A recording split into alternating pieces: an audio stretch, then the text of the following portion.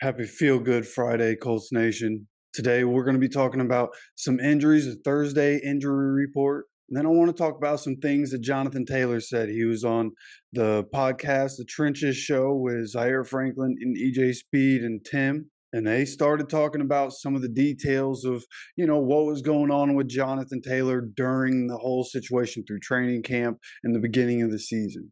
All right, so quickly to run through these injuries real quick. Troy Brown was a full participant back at practice. Kylan Granson, as expected, not practicing due to his concussion.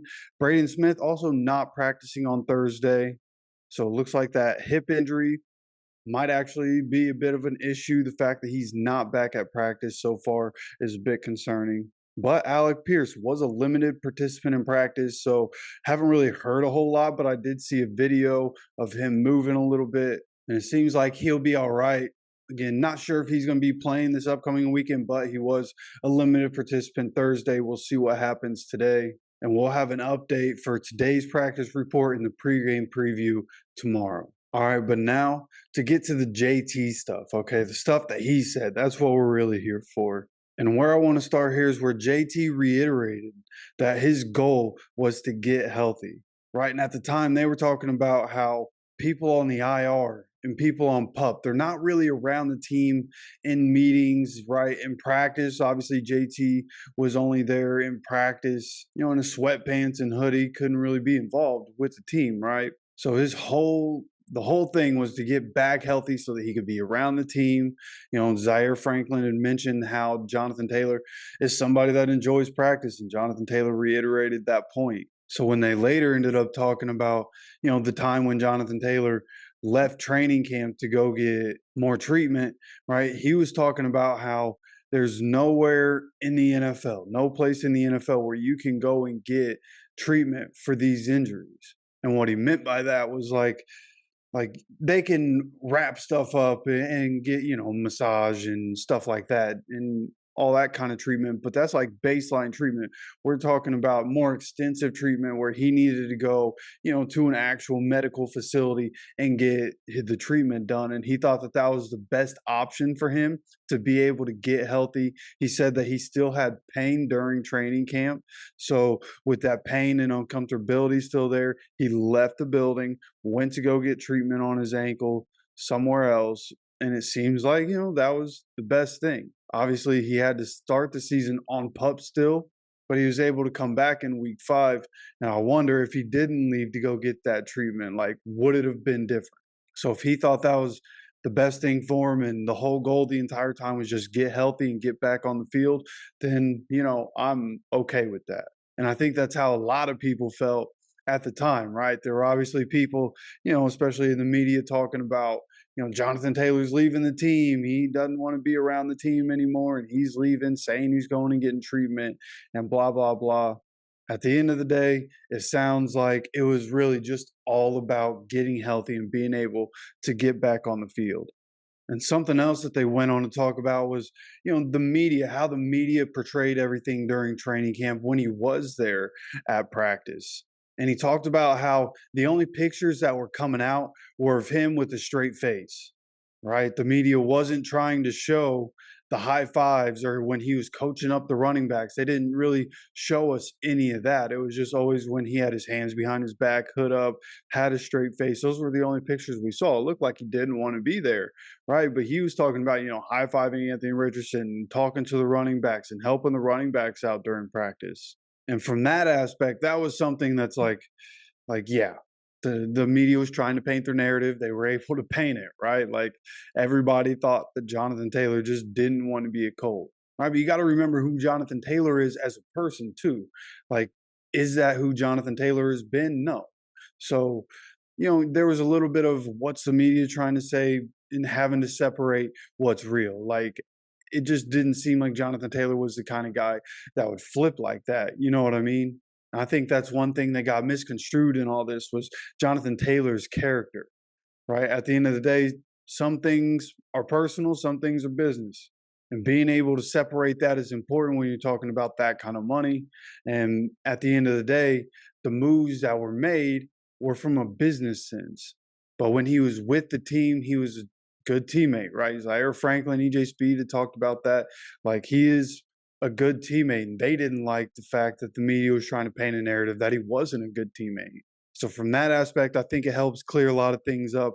He also talked about how, pretty much everybody in the building, like everybody has a handful of outfits that they wear in the building, right? They get washed there, they stay there. Those are the outfits that everybody is always in all the time. So the hoodie and the sweatpants that JT was always in was, washed. I think they said they washed those twice a day, and it was just his outfit of choice. They had joked about how Jonathan Taylor is always in black sweatpants anyways, but he was just wearing the hoodie. And that's a little tidbit of information that not even I knew. I didn't know that everybody just had a selected few outfits at the facility that's getting washed every day, but it makes sense. They're there so much, they might as well go ahead and have some clothes there. Then as they went on in the conversation, that's when it really started to get interesting, right? That's when Jonathan Taylor talked about how, you could talk to his wife or talk to his agent. He never really thought that he was going to be going anywhere. Said that ever since he got drafted, it just seemed like the perfect fit. And that makes sense, right? With what we've seen so far, he talked about, Quentin Nelson, Ryan Kelly, Braden Smith. He talked about the scheme. He talked about how it was the most perfect fit. And he also talked about how it's a family atmosphere, like the organization itself, like everybody is family in the organization. And that's a sentiment that we tried to echo here on this channel, right? When everybody's sitting here bashing, saying, nobody wants to play for the Colts, but everybody that comes here, for the most part, right, talks about how it's a family atmosphere. And the good thing about family, right, is what Chris Ballard was talking about in his press conference right before the season started, when he was talking about how, family members, you can argue, but at the end of the day, you come back together because you have that love for each other. And that's why he expected to get a deal done with Jonathan Taylor. And I believe that's why Jonathan Taylor expected to get a deal done. And from what he was saying on that podcast, it sounded like the whole time he expected a deal to get done. It just, there was a lot to work through in that situation. But a good thing that the guys talked about, all of them, Zaire Franklin went on to really talk about how the Colts are an organization that has a winning culture and a winning history, and that they expect excellence from everybody because of that winning culture and winning history, right? And all the guys talked about how they want to be part of a new Colts generation that can go on to have that kind of success and to be that kind of era in the NFL. So that right there gives me a lot of promise, right? And they talked about how they're trying to win. They mentioned multiple times throughout different parts how the whole objective is to win. Like, they are trying to win right now. So this part of the conversation got me juiced up. Okay, this is what gets you excited as a Colts fan, right? Here is the fact that guys on the team, some of the best players on the team, are all sitting here talking about how, yeah, the objective is to win week in, week out. And we're not trying to stat pad. We're not trying to do anything but come in and win games every single week. And the fact that they talk about the winning culture and how they expect excellence from everybody, like, that is exactly what you want to hear. And you can choose to believe it, you can choose to not believe it. But if you go listen to them, like, they sound like guys that are very serious about what they're doing day in and day out and week in, week out. Okay, and the last thing that we're going to touch up on here is how Jonathan Taylor didn't expect the fans to really give him much of a warm welcome with the way the media painted everything during all this process, right? The process of him being out. He thought when he came back that the fans might even boo him at the game. But when he was introduced last, he said that when he was introduced, as soon as they said Wisconsin, the crowd started going nuts. And he said that the crowd reaction, him coming out, was so loud, and said that it was amazing to see that the fans still had his back through this whole situation. After everything, he comes back on the field, the crowd goes crazy. And he talked about how nice that was, gave some love to Colts Nation. So I just thought that was, something good to throw in there. Nice little tidbit for the fans because, it was a wild ride, going through that whole situation, not knowing what was going to happen with Jonathan Taylor. But it sounds like he never expected to leave, always wanted to be a Colt, just like he said during the summer. And at the end of the day, it was able to happen. He's going to be here for another 3 years after this season. And at that point, I expect some way, somehow, he'll end up retiring as a Colt. But look, man, if you're a Colts fan and you haven't looked into the Trenches Show, which is the Zaire Franklin and EJ Speed podcast, then do yourselves a favor, go check that out. Today's episode was the Jonathan Taylor episode. This is where they talked about it, but they do good stuff.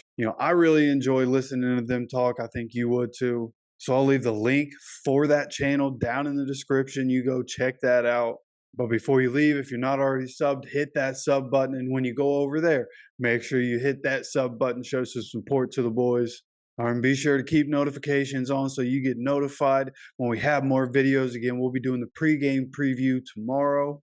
And just a quick note for people that do join the live streams, we will not be doing live streams. I'll have an explanation for that for you tomorrow, but I think the decision right now is going to be to stop doing the live streams. And just wanted to give you guys a heads up that we will not be doing that this upcoming Sunday. All right, so with that, as always, take care of yourself, take care of each other, and go Colts.